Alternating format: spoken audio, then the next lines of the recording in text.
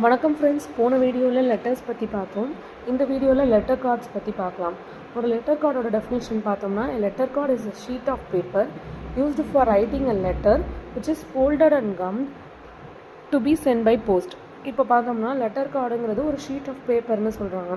அது ஒரு letter கார்டுங்கிறது nothing but ஒரு பேப்பர், ஒரு ஷீட் ஆஃப் பேப்பர்.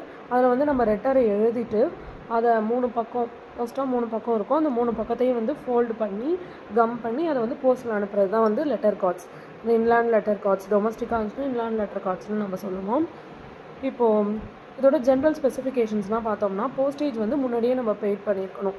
ஏற்கனவே போஸ்டேஜ்லாம் கட்டினா தான் நம்ம வந்து அதை போஸ்ட்டில் ட்ரான்ஸ்மிட் பண்ண முடியும். இது வந்து 5 கிராம்ஸை எக்ஸிட் பண்ணக்கூடாது. லெட்டரை பொறுத்த வரைக்கும் 500 கிராம்ஸ் பார்த்தோம்.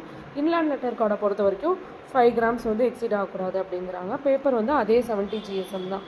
70 GSM மினிமம் இருக்கணுங்கிறாங்க. எதுவுமே அட்டாச் பண்ணக்கூடாது அப்படிங்கிறாங்க.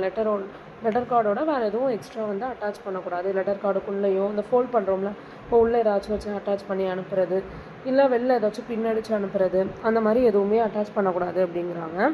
அது மாதிரி நேம் லெட்டர் கார்டு அப்படிங்கிறத வந்து பிரிண்ட் பண்ணுறது வந்து எங்கே நம்ம பிரிண்ட் பண்ணி எழுதணும் அப்படின்னா, டாப் லெஃப்ட் கார்னரில் கண்டிப்பாக நம்ம வந்து அதை மென்ஷன் பண்ணணும் அப்படிங்க.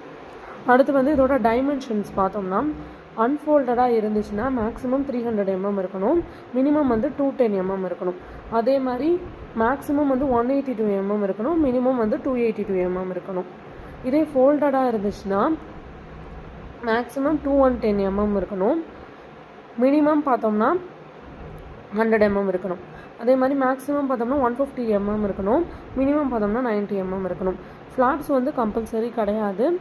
நம்ம வந்து எந்த மெத்தடில் வேணாலும் க்ளோஸ் பண்ணி அனுப்பலாம் அப்படிங்கிறாங்க. இப்போ வந்து ஃப்ளாப் இருந்துச்சுன்னா அது வந்து எந்தெந்த டைமென்ஷன்ஸில் இருக்கணும் அப்படின்னு பார்த்தோம்னா, லெஃப்ட் ஃப்ளாப் பார்த்தோம்னா 15 mm × 100 mm இருக்கணும். லெஃப்ட் அண்டு ரைட் ரெண்டுமே பார்த்தோம்னா 15 mm × 100 mm இருக்கணும். டாப்பில் உள்ளது மட்டும் பார்த்தோம்னா 15 mm × 210 mm இருக்கணும். லெஃப்ட் அண்ட் ரைட் பார்த்தோம்னா 15 mm × 100 mm இருக்கணும். டாப் பார்த்தோம்னா 15 mm × 210 mm இருக்கணும். இப்போ இங்கே எக்ஸாம்பிள் கொடுத்துருக்காங்க. எப்படி வந்து நம்ம லெட்டரை உள்ளார எழுதி அதை வந்து இது பண்ணுவோன்னு ஒரு ப்ராக்டிக்கல் வியூ கொடுத்துருக்காங்க. அன்ஃபோல்டட் வியூவில் பார்த்தீங்கன்னா உள்ளார நம்ம லெட்டர் எழுதியிருக்கோம். அந்த 3 ஃப்ளாப்பு வந்து அதில் எதுவும் எழுதலை, எந்த ஒரு இதுவும் இல்லை, அதை மடிக்கிறதுக்காக நம்ம வச்சுருக்கோம். அதை ஃபோல்ட் பண்ணிவிட்டு அதுக்கப்புறம் ஃப்ரண்ட் பேஜில் வந்து நம்ம inland letter corner left top கார்னரில் எழுதிடணும். ரைட் சைடு வந்து ரைட் டாப் கார்னரில் வந்து ஸ்டாம்பை ஃபிக்ஸ் பண்ணிக்கலாம். அப்புறம் அட்ரஸ் எழுதணும். இதுதான் வந்து இன்லேண்ட் லெட்டர் கார்டோட ப்ரொசீஜர், எழுதுகிற ப்ரொசீஜர். இந்த கண்டிஷன்ஸில் ஏதாச்சும் ஒன்று தவறுனா இல்லை மீறினா வந்து என்ன ஆகும் அப்படின்னு பார்த்தோம்னா, டபுள் த போஸ்டேஜ் வந்து சார்ஜ் பண்ணுவாங்க.